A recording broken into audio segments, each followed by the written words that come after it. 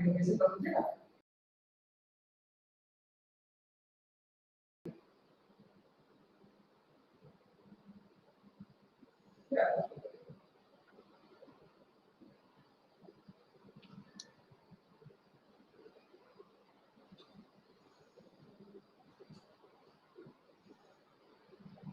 नमस्कार, a very good morning to all of you.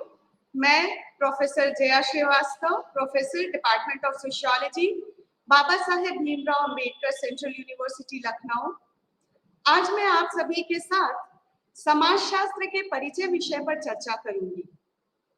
मेरा आज का व्याख्यान खंड 1 एवं खंड 2 की इकाइयों 1, 2 एवं 3 पर केंद्रित होगा, जिसमें हम सभी समाजशास्त्र की प्रकृति और क्षेत्र एवं समाजशास्त्र का अन्य सामाजिक विज्ञानों से संबंध के बारे में जानेंगे। इसमें विशेषकर समाजशास्त्र का मानव विज्ञान एवं मनोविज्ञान के साथ संबंध की चर्चा की जाएगी। विद्यार्थियों, मेरे आज के व्याख्यान का उद्देश्य मुख्य रूप से आप सभी को समाजशास्त्रीय ढंग से सोचने से परिचित कराना है। तो इस क्रम में सबसे पहले मैं इकाई 1 पर प्रकाश डालूंगी, जिसका शीर्षक समाजशास्त्र और सामाजिक मानव विज्ञान का उद्भव है। विद्यार्थियों, यह इकाई विशेष रूप से आप सभी को समाजशास्त्र का उद्भव, समाजशास्त्र के उद्भव के कारण, सामाजिक संबंधों का उदय, सामाजिक मनोविज्ञान का उद्भव, सामाजिक मानव विज्ञान के विकास के चरण और सामाजिक मानव विज्ञान के प्रणेताओं तथा आधुनिक सामाजिक मानव विज्ञान के उद्भव को समझने में सहायता करेंगे। अब हम समाजशास्त्र और सामाजिक मानव विज्ञान के संबंध की चर्चा करेंगे। समाजशास्त्र और सामाजिक मानव विज्ञान कई पहलुओं से आपस में गहरा संबंध रखते हैं। वास्तव में सामाजिक मानव विज्ञान समाजशास्त्र का सबसे निकटवर्ती विषय है। कभी-कभी अन्वेषण और पद्धति के कुछ क्षेत्रों में सामाजिक मानव विज्ञान को समाजशास्त्र से पृथक करना बहुत ही कठिन होता है। यहाँ तक कि समाज विज्ञान के अंतर्गत दोनों ही विषय अपेक्षाकृत नवीन हैं। परंतु समानताएं होने के बावजूद भी समाजशास्त्र और सामाजिक मानव विज्ञान के उद्भव के विविध ऐतिहासिक आधार हैं। हालांकि ऐसा कहा जाता है कि सामाजिक मानव विज्ञान समाजशास्त्र से कुछ समय पहले प्रकाश में आया। प्रारंभ में इन दो अनुशासनों के विषयगत मामलों के बीच अंतर करना बहुत कठिन था। सामाजिक मानव विज्ञान का उद्भव या ये कहे जहाँ तक इस विषय का संबंध है, यह भौतिक मानव विज्ञान सहित एकीकृत मानव विज्ञान से भी ये संबंधित है, तो हम कह सकते हैं कि सामाजिक मानव विज्ञान का उद्भव बहुत ही जटिल है, जबकि समाजशास्त्र के उद्भव को खोजना अपेक्षाकृत सरल है। दोनों ही अनुशासन कई शताब्दियों पुराने हैं। हालांकि दोनों ही 19वीं शताब्दी में शैक्षिक विषय के रूप में उभरे। अब हम जैसे जैसे आगे बढ़ेंगे तो हम इन दोनों विषयों के उद्भव के विभिन्न ऐतिहासिक विकास को भी जान सकेंगे। तो सामाजिक विज्ञान के शैक्षणिक विषय के एक रूप में समाजशास्त्र के उद्भव को समझने के लिए सामाजिक, आर्थिक, राजनीतिक और वैज्ञानिक कारकों को समझना अत्यंत ही अनिवार्य है। पश्चिमी यूरोप 18वीं और 19वीं सदी में तीव्र और गंभीर परिवर्तनों का साक्षी रहा है। वैज्ञानिक खोज और वैज्ञानिक पद्धति के संदर्भ में भी पर्याप्त प्रगति हो रही थी। हालांकि प्राकृतिक विज्ञान अभी भी अपनी आरंभिक स्थिति में है, फिर भी भौतिक दुनिया के अध्ययन के लिए व्यवस्थित पद्धति का विकास प्रारंभ हो चुका है और इसने समाज के प्रति हमारी समझ और इसमें व्यक्ति के स्थान के प्रति भी प्रतिमान के परिवर्तन की ओर अग्रसर किया। कॉम्ट और डर्हाइम जैसे शुरुआती समाजशास्त्रियों के मस्तिष्क पर हावी रहने वाला यह प्रश्न था कि मानव सामाजिक दुनिया के अध्ययन के लिए क्या एक समान वैज्ञानिक और व्यवस्थित दृष्टिकोण लागू किया जा सकता है। तो वैज्ञानिक और प्रौद्योगिकीय प्रगतियों ने पारंपरिक ग्रामीण कृषक समाज को आधुनिक शहरी औद्योगिक समाज में परिवर्तित करने की ओर अग्रसर किया। नए आविष्कारों के उत्पादन का स्तर छोटे घरेलू उद्योगों से बड़े पैमाने के कारखाने जैसे उद्यमों में परिवर्तित हो गया है। तो इस प्रकार के विकास के साथ ही व्यापक सामाजिक, आर्थिक और राजनीतिक परिवर्तन भी हुए, जिसका गहरा असर प्रमुख राजनीतिक क्रांतियों सहित पश्चिमी यूरोपीय समाजों पर पड़ा। हालांकि ये व्यापक परिवर्तन न केवल औद्योगिकरण और आधुनिकीकरण के केंद्र रहे, अपितु इन्होंने एक विरोधाभासी स्थिति भी उत्पन्न की। विरोधाभासी इसलिए क्योंकि इसे आशावादी और निराशावादी दोनों ही रूपों में चिन्हित किया गया। भूतपूर्व पारंपरिक समाजों से जीवन के सामाजिक, आर्थिक, सांस्कृतिक और राजनीतिक पहलुओं के परिवर्तन के कारण इसे आशावादी कहा गया, जिसे तर्कसंगत और प्रबुद्ध दर्शन के रूप में देखा गया, विशेष रूप से अंधकार युग में चर्च के शासन के संदर्भ में। फिर भी यह आधुनिक समाज जिसने मानवीय सृजनशीलता और तर्कसंगतता को बढ़ावा दिया, वो अव्यवस्था और अराजकता की सतत स्थिति में था, क्योंकि पहले के स्थिर क्रमों को नए द्वारा प्रतिस्थापित किया जा रहा था। इस प्रकार समाजशास्त्र 19वीं शताब्दी के उत्तरार्ध में हो रहे इन बौद्धिक और भौतिक या यूं कहें सामाजिक परिवर्तनों की पृष्ठभूमि में एक विशिष्ट अनुशासन या डिसिप्लिन के रूप में उभरा। अब मैं कुछ एक कारकों की चर्चा करूंगी जिसने समाजशास्त्र को एक शैक्षणिक विषय या एक डिसिप्लिन के रूप में उभरने में योगदान दिया। इसमें पहला है ज्ञानोदय या तर्क का काल, या इसे हम बौद्धिक विकास का काल भी कहते हैं, जो 18वीं शताब्दी में यूरोप में दार्शनिक विचारों में महत्वपूर्ण परिवर्तन लाया और सामाजिक जीवन से संबंधित कई मौजूदा विचारों और मान्यताओं को परास्त किया। और इस अवधि के दौरान विचार की नई धाराओं को भी प्रतिस्थापित किया गया। और इस ज्ञानोदय से, इस काल से फ्रांसीसी दार्शनिक मॉन्टेस्क्यू और रूसो जुड़े रहे और वे इस दौर के प्रसिद्ध विचारक थे। और यह अवधि सामंती यूरोप के तत्कालीन दर्शनों से अलग एक मौलिक परिवर्तन को चिन्हित करती है।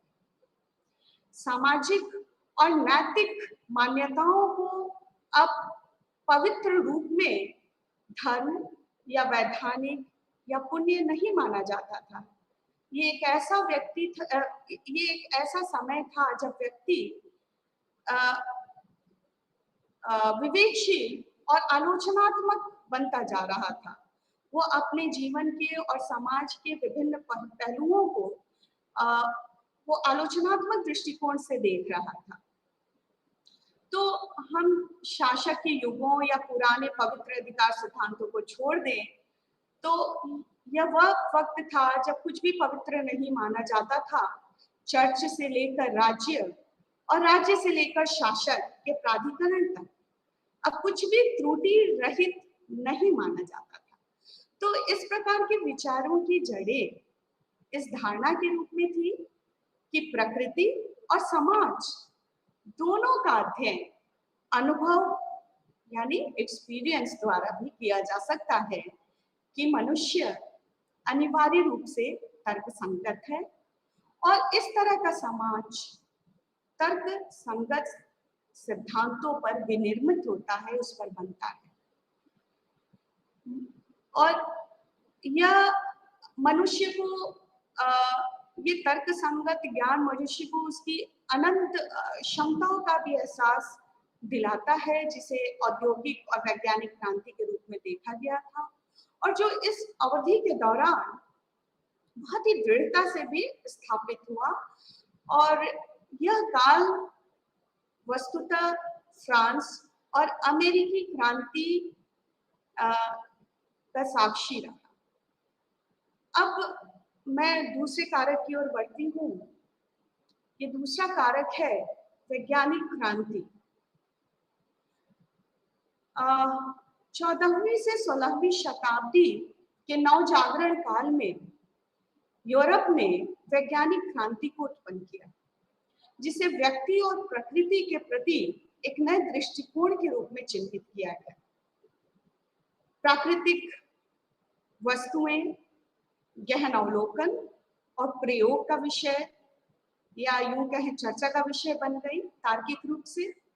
और इस क्रांति का प्रभाव न केवल भौतिक जीवन को परिवर्तित करने, अपितु प्रकृति और समाज के बारे में लोगों द्वारा रखे जाने वाले विचारों को भी परिवर्तित करने में महत्वपूर्ण था।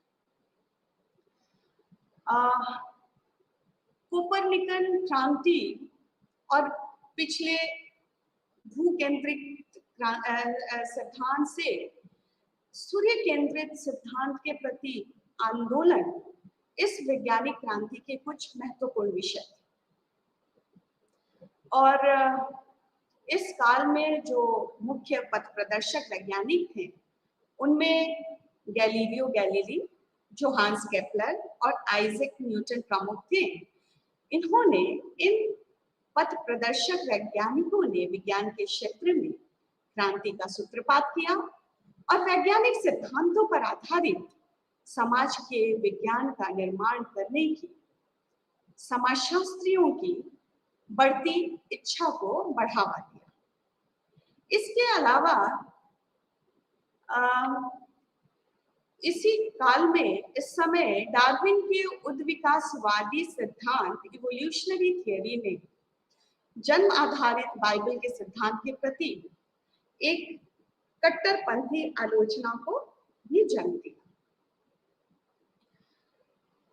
डार्विन के अतिरिक्त हर्बर्ट स्पेंसर भी थे इस काल में, और हर्बर्ट स्पेंसर ने डार्विन से पहले विकास की धारणा का सूत्रपात किया था, और कॉम्ट जैसे फ्रांसीसी दार्शनिकों ने समाज के विकास का वर्णन किया।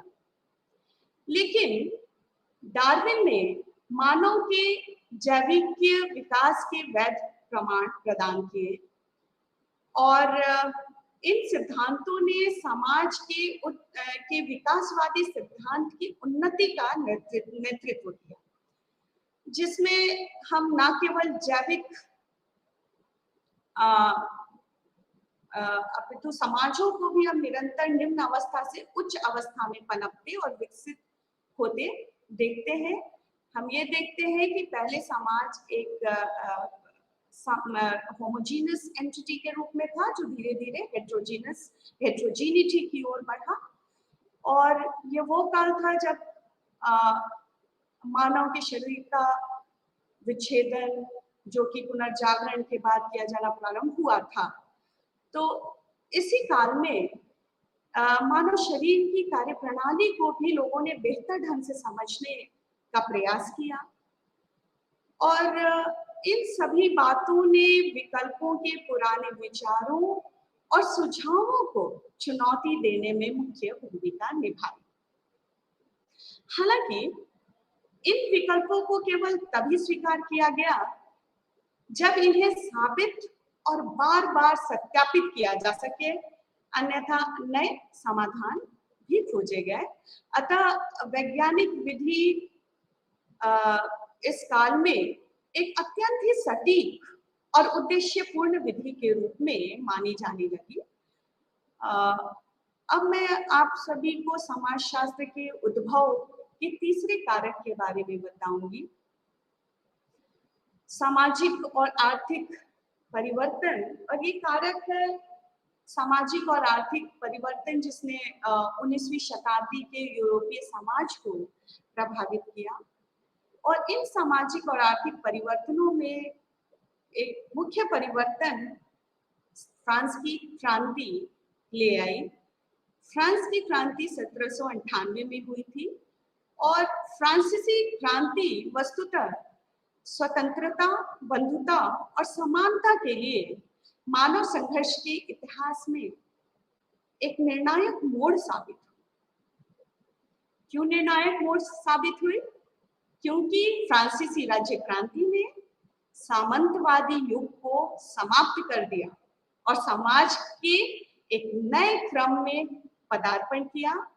और इस क्रांति का एक महत्वपूर्ण योगदान न केवल फ्रांसीसी समाज बल्कि पूरे यूरोपीय समाज में इसके द्वारा लाए गए बहुत ही दूरगामी परिवर्तन थे। यहाँ तक कि अन्य महाद्वीपों में, सुदूर देशों में जैसे भारत आदि देश भी इस क्रांति के दौरान उत्पन्न विचारों से बहुत ज्यादा प्रभावित थे। और इस क्रांति में ही स्वतंत्रता, बंधुता और समानता जैसे विचार का प्रादुर्भाव हुआ। और ये स्वतंत्रता, बंधुता और समानता अब भारत के संविधान की प्रस्तावना का एक हिस्सा है। और मैं ये आप सभी को बताना चाहूंगी कि ये तीन प्रमुख जो विचार हैं, जो हमारे संविधान के आधार हैं, इनकी उत्पत्ति फ्रांसीसी क्रांति के कारण ही हुई। तो 18वीं शताब्दी के दौरान फ्रांस भी अन्य यूरोपीय देशों की तरह कारण और तर्कवाद के युग में प्रवेश कर चुका था। और उस समय कुछ प्रमुख दार्शनिक थे जिनके विचारों ने फ्रांसीसी लोगों को प्रभावित किया। और वस्तुतः वो सारे दार्शनिक तर्कवादी थे जो इस बात पर विश्वास करते थे कि सभी वास्तविक वस्तुएं कारण द्वारा साबित हो सकती हैं। इनमें से कुछ विचारक मॉन्टेस्क्यू, लॉक, वॉल्टेयर और रूसो थे। और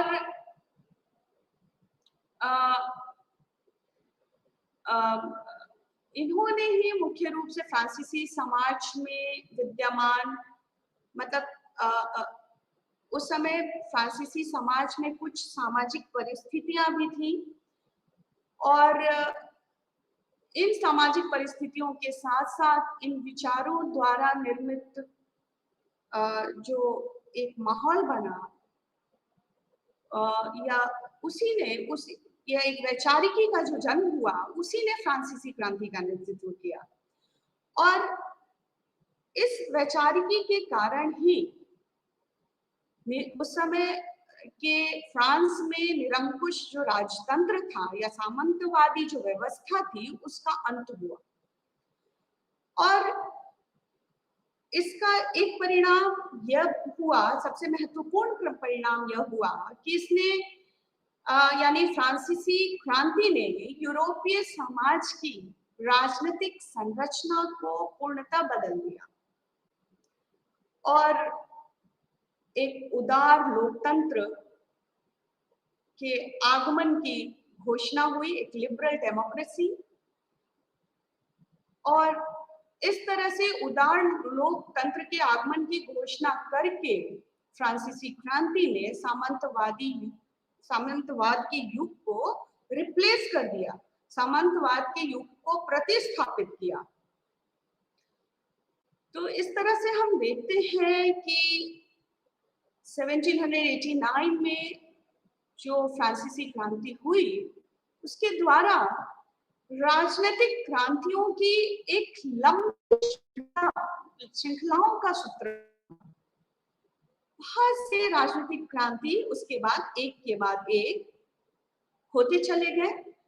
और ये सारी क्रांति 19वीं शताब्दी के मध्य तक चले।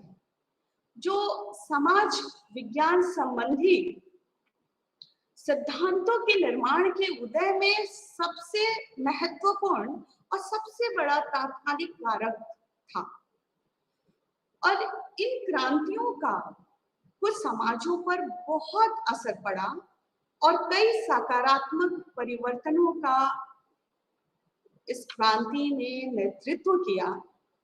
हालांकि कई प्रारंभिक सिद्धांतकारों का ध्यान जिन बातों ने अपनी ओर आकर्षित किया, हाँ, वे मूल रूप से सकारात्मक परिणाम नहीं थे। वो अपने आप में बहुत ही पॉजिटिव कॉन्सिक्वेंस नहीं थे, अपितु वो इस तरह के कट्टरपंथी परिवर्तनों के नकारात्मक प्रभाव थे।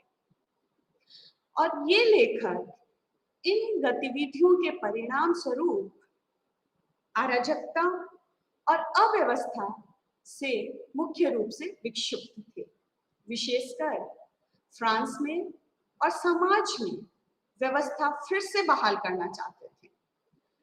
तो इस अवधि के कुछ चोटी के विचारक वास्तव में मध्य युग के शांतिपूर्ण और अपेक्षाकृत व्यवस्थित दिनों की वापसी चाहते थे। और ये वो समय था कि अधिक तर्कसंगत विचारकों ने ये स्वीकार किया कि सामाजिक परिवर्तन में इस तरह की वापसी असंभव करती है। अतः उन्होंने समाज में व्यवस्था के नए आधार खोजने का प्रयास किया, जिसमें 18वीं और 19वीं शताब्दी की राजनीतिक क्रांति द्वारा पलट दिया गया। सामाजिक व्यवस्था के मुद्दों में इस प्रकार की रुचि शास्त्रीय समाजशास्त्री सिद्धांतकारों, विशेष रूप से कॉम्ट, डर्कहाइम और पार्सन्स की प्रमुख चिंताओं में से एक थी। तो इस प्रकार हम देखते हैं कि 18वीं शताब्दी के उत्तरार्ध और 19वीं शताब्दी की शुरुआत में एक अन्य विकास हुआ, जिसने समाजशास्त्र के उद्भव को महत्वपूर्ण आकार दिया। और यह जो विकास था, जिसने बिल्कुल एक महत्वपूर्ण मोड़ दे दिया, वो विकास था औद्योगिकीकरण क्रांति, इंडस्ट्रियलाइजेशन। 18वीं शताब्दी के उत्तरार्ध और 19वीं शताब्दी की शुरुआत में प्रारंभ हुआ। और प्रारंभिक जो समाजशास्त्री थे, वो औद्योगिकरण के प्रारंभ होने के साथ ही समाज में जो उस समय घटित हो रहे परिवर्तनों से बहुत ही विक्षुब्ध थे, असंतुष्ट थे और बहुत ही चिंतित थे, बहुत ही कंसर्न थे कि इस अचानक से समाज में बहुत अलग तरह के परिवर्तन होने लगे हैं, जिसने अपने ग्रामीण से शहरी विशाल प्रवास के साथ ही जीवन शैली को भी बदल दिया है। यानी औद्योगिकीकरण के चलते बहुत बड़े पैमाने पर लोगों का गांव से शहरों की ओर माइग्रेशन हुआ, प्रवासन हुआ, जिससे कि गांव की जो सामाजिक संरचना थी और उसकी जो विशेषताएं थी, उसमें बहुत ही महत्वपूर्ण परिवर्तन हुए और जिसका प्रभाव हर एक समाज के हर एक व्यक्ति पे पड़ा। और ये जो औद्योगिकीकरण था, ये सिर्फ हमारे पारिवारिक व्यवस्था या ग्रामीण सामाजिक संरचना या शहरी सामाजिक संरचना को ही इसने प्रभावित नहीं किया, बल्कि इसने एक और महत्वपूर्ण परिवर्तन लाया, और वो परिवर्तन था शोषक वर्ग संरचना को और ज्यादा कठोर बनाया। तो ऐसे सभी विषयों ने, जिसने कार्ल मार्क्स की पूंजीवाद की आलोचना जैसे कई सामाजिक सिद्धांतों के विकास पर मौलिक प्रश्न उठाए गए। तो हम देखते हैं कि औद्योगिक क्रांति एकमात्र घटना नहीं थी, बल्कि यह अंतर संबंधित विकास की एक समूह से संबंध रखती थी, जिसने पश्चिमी देशों को एक विशाल कृषक प्रणाली से एक दमनकारी एक्सप्लॉइटेटिव औद्योगिक प्रणाली में परिवर्तित होने का मार्ग प्रशस्त किया। और यह क्रांति इंग्लैंड में लगभग 1760 ईस्वी के आसपास प्रारंभ हुआ और इसने लोगों के सामाजिक आर्थिक जीवन में बहुत बड़े परिवर्तन किए। प्रारंभ में औद्योगिक क्रांति इंग्लैंड में और यूरोप के अन्य देशों में फैला। यूरोप में विशेष रूप से इंग्लैंड में नए क्षेत्रों, अन्वेषणों, वाणिज्य और व्यापार की खोज और शहरों का निरंतर विकास माल की मांग में वृद्धि लाया और इस प्रणाली के भीतर कुछ लोगों ने काफी लाभ कमाया, जबकि अधिकांश लोग लंबे समय तक उस समय काम करते थे और बहुत ही कम पैसे के लिए काम करते थे। तो इस तरह से एक दमनकारी औद्योगिक प्रणाली का प्रारंभ हुआ औद्योगिक क्रांति के कारण। और औद्योगिक क्रांति के दौरान नए उपकरण और तकनीकों का आविष्कार किया गया था, जो बड़े पैमाने पर माल का उत्पादन कर सकते थे।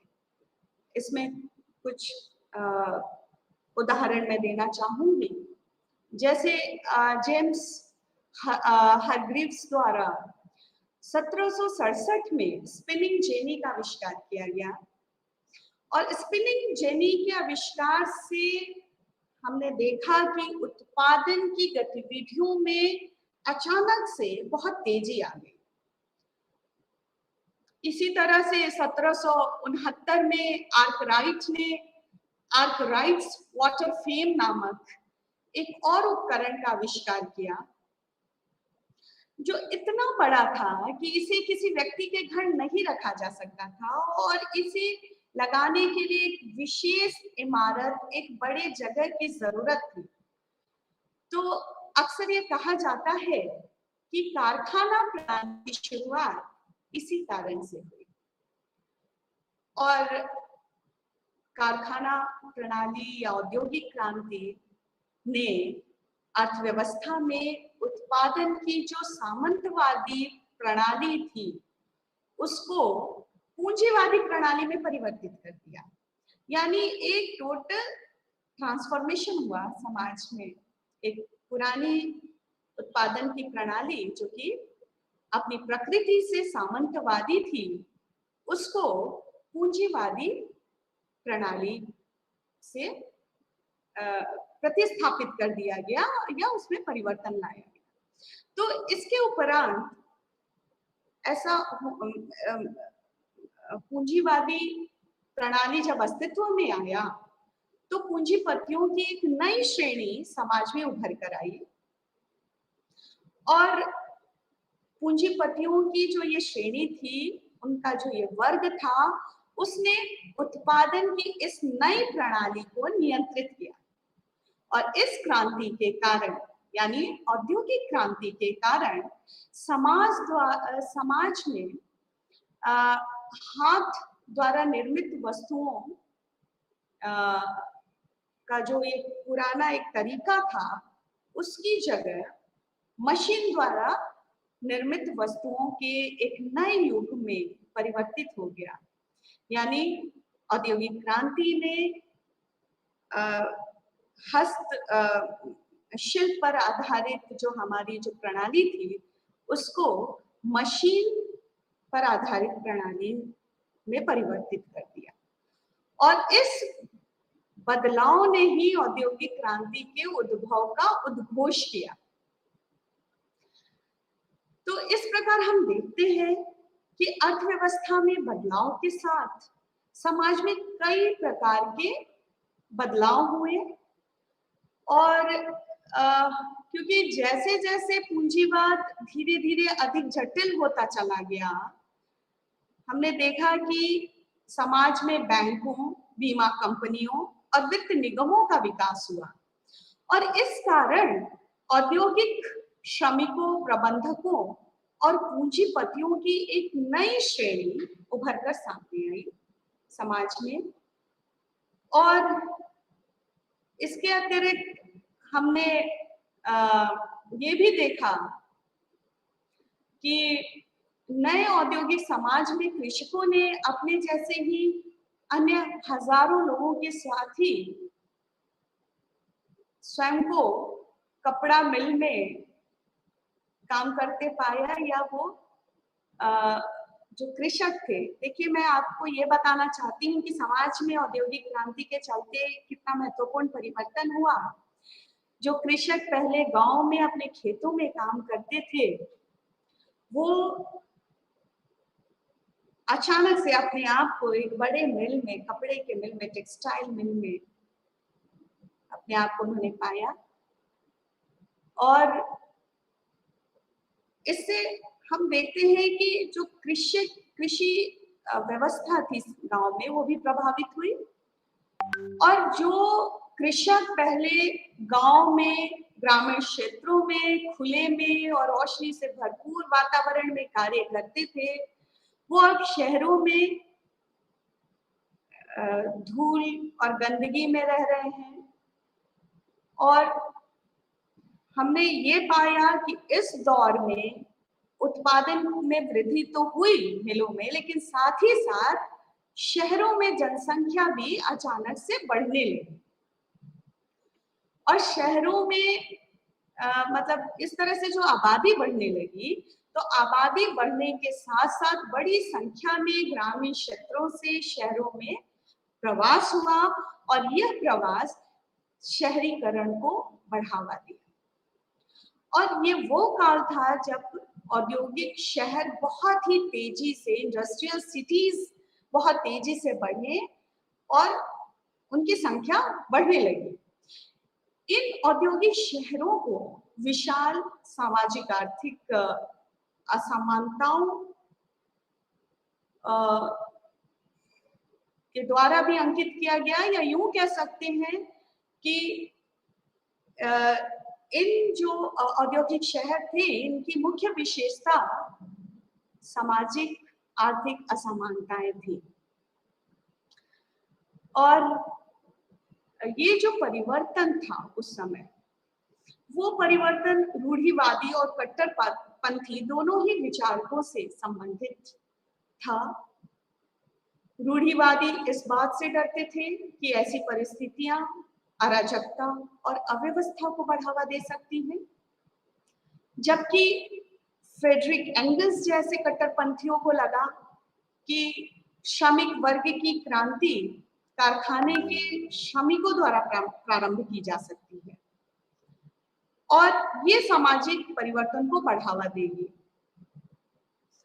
हालांकि इस प्रकार की चिंताएं अगर एक दूसरे से बहुत ही अलग थी, फिर भी उस समय के विचारक, सामाजिक विचारक औद्योगिक क्रांति के संभावित जो कारण थे या औद्योगिक क्रांति के जो प्रभाव थे उससे संबंधित विचारों के बारे में एकजुट थे। उसमें कोई अंतर नहीं था। वे इस बात पर सहमत थे कि एक नए श्रमिक वर्ग का उदय हुआ और ये नए श्रमिक वर्ग का भी अपना एक महत्व है। तो इस प्रकार से औद्योगिक क्रांति के महत्वपूर्ण विषयों जिसने प्रारंभिक समाजशास्त्रियों को चिंतित किया, किस संदर्भ में? श्रमिकों की स्थिति के संदर्भ में, संपत्ति के हस्तांतरण के संदर्भ में, शहरीकरण के संदर्भ में, और अचानक से जो प्रौद्योगिकी आ गई समाज में जिसने कृषि आधारित व्यवस्था को पूरी तरह से रिप्लेस कर दिया। तो ये सारे कुछ मुख्य मुद्दे थे जिसने प्रारंभिक समाजशास्त्रियों को बहुत ही चिंतित किया। और जैसा कि हमने प्रारंभ में देखा कि जिस प्रकार समाजशास्त्र एक विषय के रूप में आकार ले रहा था, उस समय संपूर्ण यूरोप में एक प्रकार की बौद्धिक उत्तेजना या यूं कहें बौद्धिक ज्ञानोदय देखा गया। और यह उल्लेखनीय है कि यह काल बौद्धिक विकास और दार्शनिक विचारों के बदलाव का काल था। समाज में हो रहे परिवर्तनों के बारे में ज्ञानोदय के विचारकों तक जो आम राय पहुंची, इसने समाजशास्त्र के उद्भव में मुख्य बौद्धिक प्रणेता की भूमिका निभाई। और ये जो मैं ये कहना चाहती हूँ कि इसमें भी पहला है इतिहास का दर्शन, जो कि इस तथ्य को मानता है कि समाज चरणों में प्रगति करता है। यानी समाज जो सामाजिक संरचना है वो, या सामाजिक जो ढांचा है वो चरणों में, स्टेप्स में प्रगति करता है। और इस प्रकार की फिलॉसफी या इस प्रकार के दर्शनों की उपस्थिति के कारण ही समाज को समझने के नियम भी उस समय बहुत ही साइंटिफिक थे, बहुत ही सिस्टमेटिक थे, बहुत ही वैज्ञानिक और व्यवस्थित थे। और ये जो सामाजिक तथ्यों को समझने का जो वैज्ञानिक और व्यवस्थित तरीका था वो मुख्य रूप से प्राकृतिक विज्ञान से लिया गया था। तो पहला तो इतिहास का दर्शन पहला कारण है, और दूसरा कारण है सामाजिक सर्वेक्षण की मात्रात्मक पद्धति के रूप में सामाजिक सर्वेक्षण इस समय एक उपकरण के रूप में माना गया। और इस सामाजिक सर्वेक्षण का उपयोग मुख्य रूप से समाज में विद्यमान सामाजिक समस्याओं को समझने में किया गया। और सामाजिक सर्वेक्षण द्वारा हमने न सिर्फ सामाजिक समस्याओं को समझा, बल्कि सामाजिक सुधार के लिए भी समाधान भी प्रस्तुत किया। तो इस तरह से हम देखते हैं कि सामाजिक सिद्धांत पर ज्ञान का प्रभाव इतना प्रत्यक्ष और सकारात्मक नहीं था, बल्कि यह अप्रत्यक्ष और नकारात्मक था। और हम ये भी देखते हैं कि इस काल में वास्तव में ज्ञानोदय के प्रति लुइस डी बोनाल्ट और जोसेफ डी मेस्ट्रे जैसे रूढ़िवादी प्रतिक्रियावादियों ने समाजशास्त्र के विकास के लिए उतना ही योगदान किया जितना उन विद्वानों ने किया जो ज्ञानोदय से प्रभावित थे। लुइस डी बोनाल्ट व्यापक और क्रांतिकारी परिवर्तनों से बहुत व्याकुल थे, और इन्हीं परिवर्तनों के कारण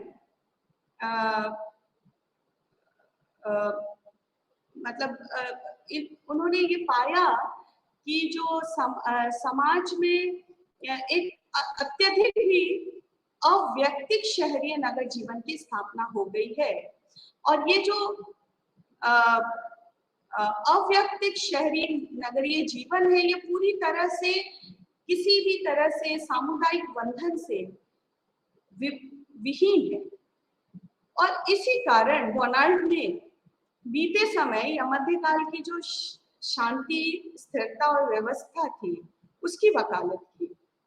तो इस प्रकार हम देखते हैं कि समाजशास्त्र व्यक्ति की बजाय एक विश्लेषण की इकाई के रूप में समाज पर जोर देता है। अंतर संबंधित और अंतर्निर्भर के रूप में भी ये भी कहता है कि समाज में की विभिन्न इकाइयां हैं और सारी इकाइयां एक दूसरे से अंतर संबंधित और अंतर्निर्भर हैं।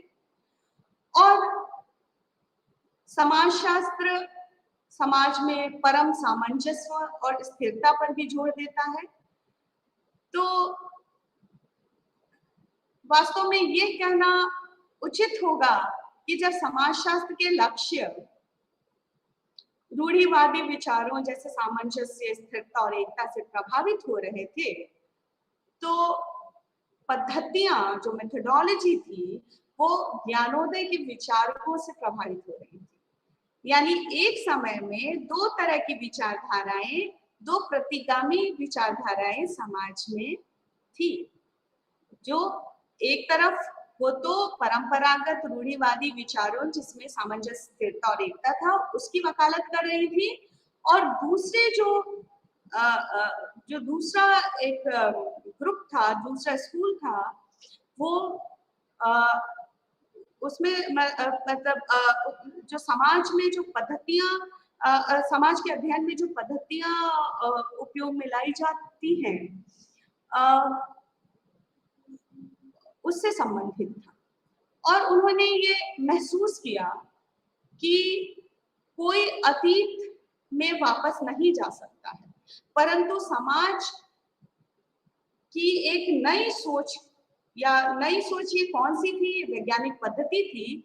तो समाज का पुनर्निर्माण किया जा सकता है वैज्ञानिक पद्धति के आधार पर।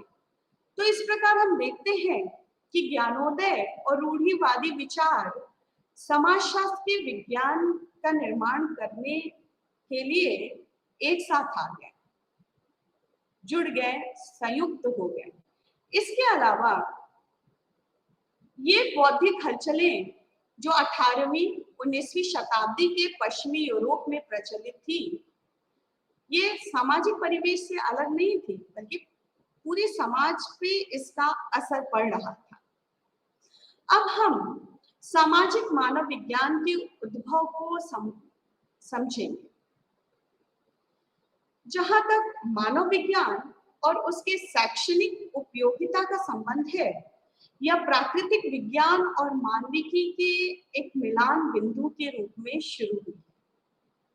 सामाजिक मानव विज्ञान का ही एक हिस्सा है, और इसकी उत्पत्ति ऐतिहासिक रूप से मानव विज्ञान के अन्य घटकों के विकास से जुड़ा हुआ है। हम देखें तो पाएंगे कि सामाजिक मानव विज्ञान का उद्भव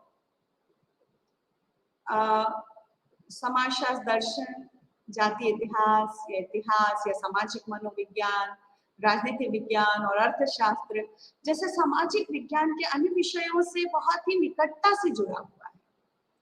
किंतु यह कहना अतिशयोक्ति नहीं होगी कि सामाजिक मानव विज्ञान का सबसे जो निकटतम विषय है वो समाजशास्त्र है।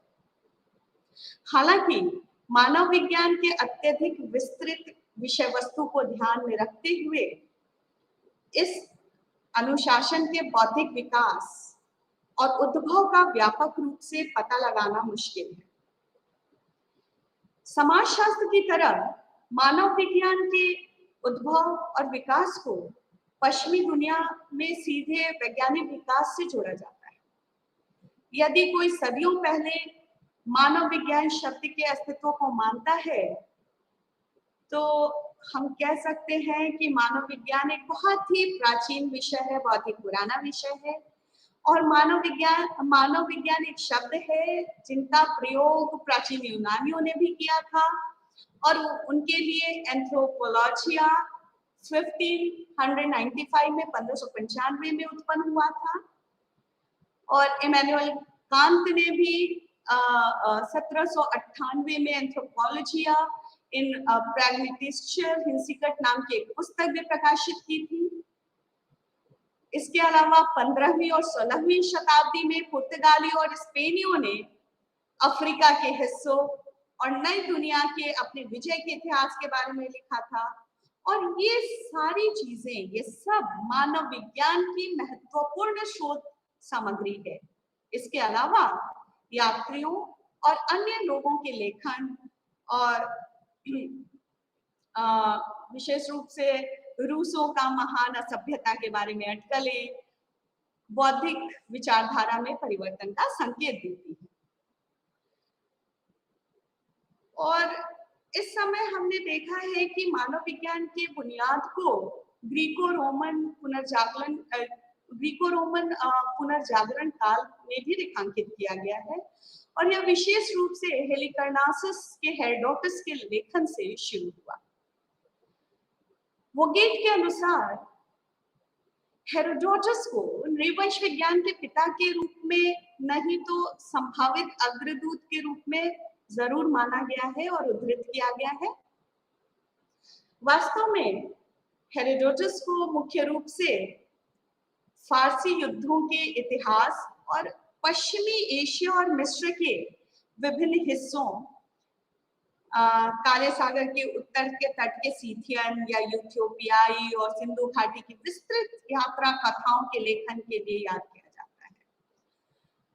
उस समय के ग्रीक दार्शनिक विशेष रूप से सुकरात, प्लेटो और अरस्तु थे और इन दार्शनिकों के अध्ययन ने मनुष्य और समाज के अध्ययन पर प्रभाव डाला। बाद में रोमन दार्शनिक सिसरो ने भी मानव समाज को समझने में महत्वपूर्ण योगदान दिया। कई शताब्दियों के अंतराल के बाद, खासकर 16वीं शताब्दी एडी में कुछ दार्शनिकों ने समाज और राज्य के अध्ययन में रुचि लिया और इन कुछ विद्वानों में थॉमस हॉब्स और मैकियावेली को शामिल किया जाता है। और इससे पहले 14वीं शताब्दी एडी में नैतिक ऐतिहासिक दर्शन और सामाजिक प्रतिमान के संरचनात्मक कार्यात्मक विश्लेषण पर इब्न खाल्दून के महत्वपूर्ण योगदान का भी उल्लेख किया जा सकता है। अब मैं समाज विज्ञान एवं सामाजिक मानव विज्ञान के विकास के पहले चरण के बारे में बताऊं। 18वीं शताब्दी तक यूरोप में पुनर्जागरण के अनुभव और प्रभाव के बाद रूसो, विको और मॉन्टेस्क्यू और जॉन लॉक जैसे कई प्रतिष्ठित दार्शनिक हुए जिन्होंने समाज को समझने में बहुत ही महत्वपूर्ण योगदान दिया और उस समय की सामाजिक घटनाओं को श्रेणीबद्ध भी किया। और पूर्व के इन कार्यों ने निश्चित रूप से सामाजिक विज्ञान के विकास और समाजशास्त्र और मानव विज्ञान सहित मानव समाज के विकास के लिए दार्शनिक आधार रखे। पहले के दार्शनिकों और विद्वानों के योगदान ने निश्चित रूप से मानव विज्ञान के उद्भव और विकास में योगदान दिया है। हालांकि उन्हें वास्तव में मानव विज्ञान नहीं कहा जा सकता है। इसको हम और विस्तार में समझें। मानव विज्ञान और समाज विज्ञान का विकास जो पहले के दार्शनिक और ऐतिहासिक अध्ययनों द्वारा प्रारंभ किया गया था, यह मुख्य रूप से 2 चरणों में आया। जो पहला चरण था वो था 1725 से 1840 का चरण, और इस काल में दार्शनिक वैज्ञानिक इतिहास ने मनुष्य, समाज और सभ्यता के अध्ययन को सफलतापूर्वक अलग किया और इसके द्वारा एक सामान्य सामाजिक विज्ञान तैयार किया गया। हालांकि कुछ विचारकों का मानना है, जिसमें होबल प्रमुख हैं, उनका कहना है कि मानव विज्ञान मुख्य रूप से प्राकृतिक विज्ञान से उपजी है और प्राकृतिक विज्ञान परंपरा के एक बड़े परिमाण का वहन करती है, ना कि इतिहास या दर्शन के।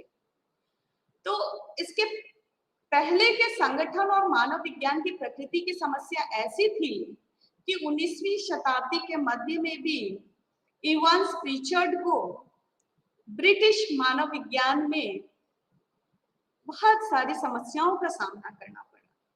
सामाजिक मानव विज्ञान की प्रकृति के बारे में उनका कहना था कि सामाजिक मानव विज्ञान को प्राकृतिक विज्ञान के रूप में देखने वाले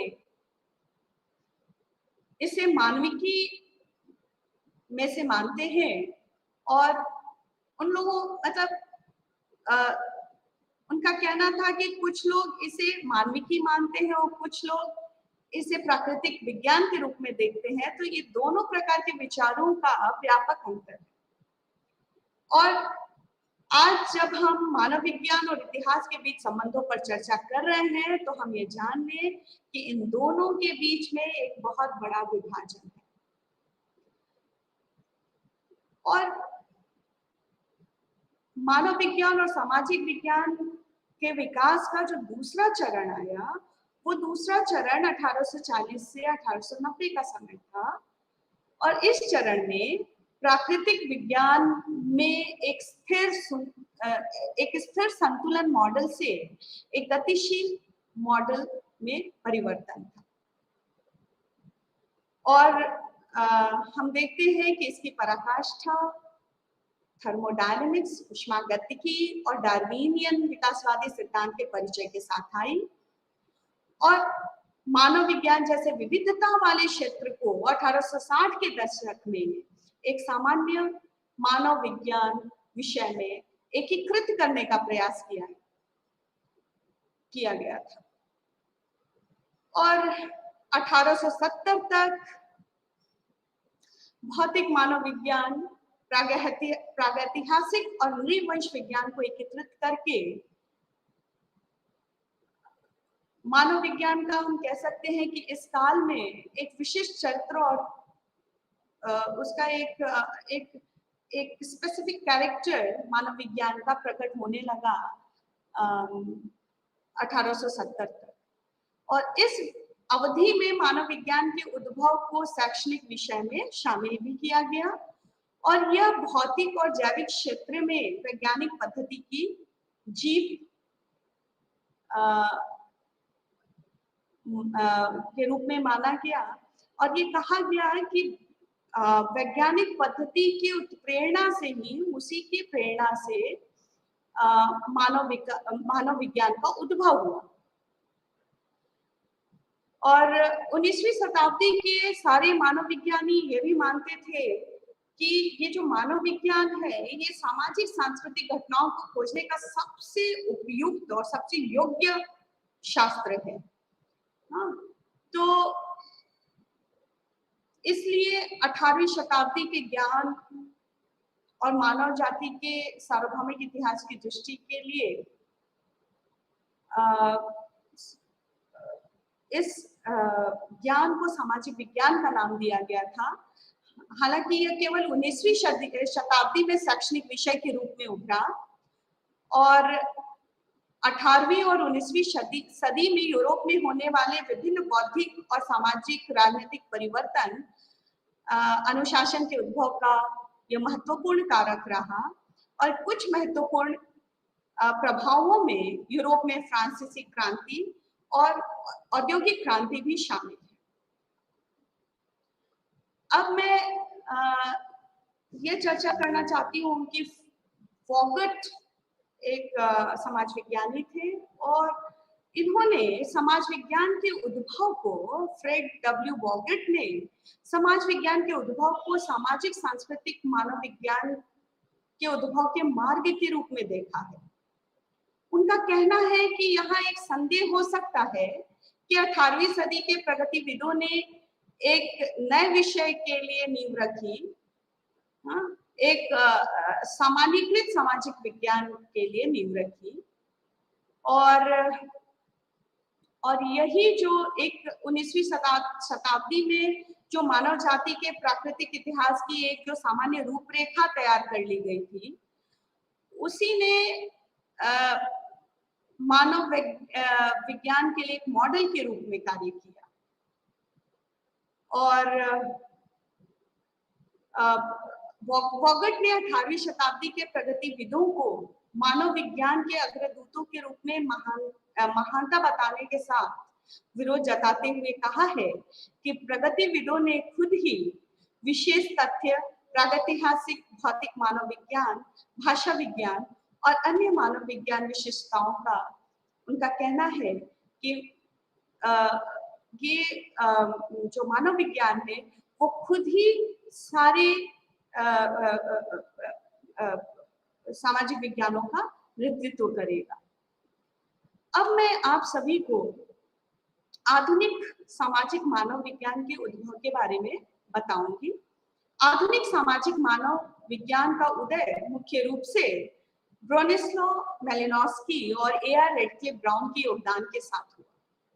मार्सेल मॉस को आमतौर पर फ्रांस में आधुनिक सामाजिक मानव विज्ञान के अग्रणी के रूप में भी माना जाता है। ब्रोनिस्लाव मेलिनोव्स्की एक बहुत ही प्रसिद्ध समाज मानव विज्ञानियों में से एक हैं और वास्तव में उन्हें आमतौर पे आधुनिक सामाजिक मानव विज्ञान के संस्थापक के रूप में जाना जाता है। आधुनिक सामाजिक मानव विज्ञान में मेलिनोव्स्की का मुख्य योगदान प्रतिभागी विधि या तकनीक के साथ नृवंश विज्ञान विधि का परिचय था और विशेष रूप से पहले के दृष्टिकोण और विकासवादी और ऐतिहासिक दृष्टिकोण से हटकर कार्यात्मकता के सिद्धांत को इन्होंने स्थापित की थी ब्रोनिस्लाव मेलिनोव्स्की ने। इसके अलावा पश्चिमी प्रशांत के argonauts of the western Pacific, crime and custom in civil society, a scientific theory of culture and other essays इनके महत्वपूर्ण कार्य थे। ब्रोनिस्लाव मेलिनोव्स्की के साथ A.R. रेडक्लिफ ब्राउन आधुनिक मानव विज्ञान के संस्थापकों में से एक हैं। वह अपने सैद्धांतिक दृष्टिकोण के लिए जाने जाते हैं, जिन्हें आमतौर पर संरचनात्मक कार्यात्मकता कहा जाता है। उनका सिद्धांत एमाइल डुर्खेम और उनके नृवंश विज्ञान क्षेत्र के डेटा और अनुभव के विचारों के साथ विकसित किया गया था। The Andaman Islanders, a study in social anthropology और structure and function in primitive society इनके महत्वपूर्ण कार्य हैं। यह विनिमय और सामाजिक संरचना के रूपों के बीच संबंध के तुलनात्मक अध्ययन के लिए जाने जाते हैं। इस तरह उन्हें फ्रांस में आधुनिक सामाजिक मानव विज्ञान के संस्थापक के रूप में जाना जाता है। विभिन्न क्षेत्रों में सामाजिक मानव विज्ञान के इन अग्रदूतों के साथ संरचनात्मकता और संरचनात्मक मानव विज्ञान के सिद्धांत को स्थापित करने के लिए लेवी स्ट्रॉस को सूची में शामिल किया जा सकता है। उन्हें मिथक, संस्कृति, धर्म और सामाजिक संगठन के विषयों पर 19वीं शताब्दी के सबसे प्रतिभाशाली, सबसे प्रभावशाली विचारकों में से एक माना जाता है। The elementary structure of kinship, traits of anthropiques and structural anthropology इसके महत्वपूर्ण कार्य हैं। ऐसे भी कई मानव विज्ञानी हैं जिन्होंने आधुनिक सामाजिक मानव विज्ञान के विकास में योगदान दिया, किंतु वे या तो बाद में या निचले क्रम में गिने जाते हैं। एक विषय के रूप में मानव विज्ञान या सामाजिक मानव विज्ञान का उदय पेशेवर संघों के गठन के रूप में भी माना जा सकता है। 1837 में गठित एबोरिजिनिस प्रोटेक्शन सोसाइटी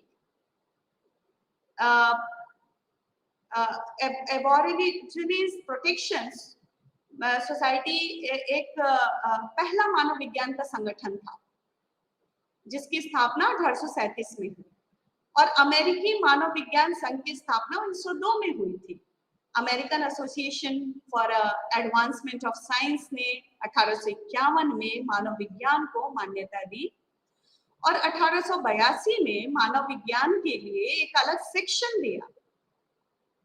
इसी तरह हम देखते हैं 1846 में British association for advancement of science द्वारा मानव विज्ञान को मान्यता मिली और 1884 में एक अलग विभाग बना दिया गया। लंदन की मानव विज्ञान सोसाइटी 1863 में अस्तित्व में आई। 1871 में इसे और अन्य एंथ्रोपोलॉजिकल सोसाइटी ऑफ लंदन को ग्रेट ब्रिटेन और आयरलैंड के मानव विज्ञान संस्थान बनाने के साथ विलय कर दिया गया।